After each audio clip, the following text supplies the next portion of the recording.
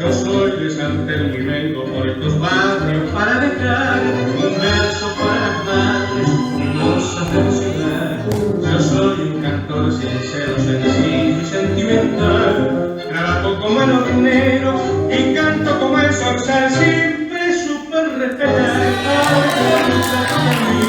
En San Telmo me conocen por cantor y buen amigo. Si hay que calmar el dolor de que vive padeciendo, soy primero en la ocasión para aliviar su corazón.